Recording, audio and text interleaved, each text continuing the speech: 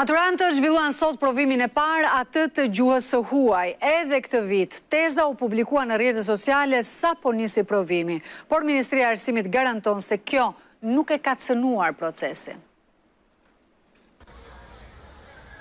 Rreth 27.000 nxënës në të gjithë vendin nisën sot muajin e provimeve të maturës shtetërore që u çel me atë të gjuhës së huaj.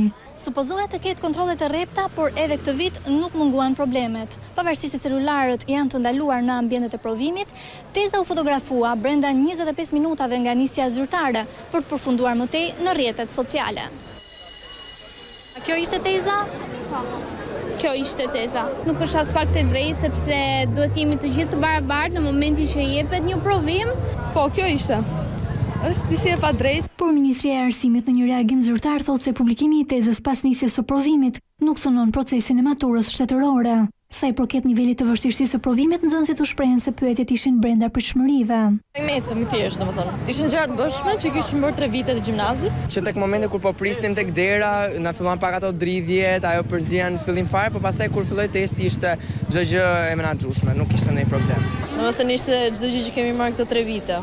Në emocionet e provimeve, maturantët na tregojnë edhe degët që aspirojnë të ndjekin në hapin tjetër, atë të arsimit të lartë. Kam zgjedhur juridikën. Do pres rezultatet e provimeve pastaj. Besoj të vazhdoj për informatik biznesit. Unë me qef kam arkitekturën, menaxhoj njëra tjetrën, si edhe tregu punës, po edhe pasionim.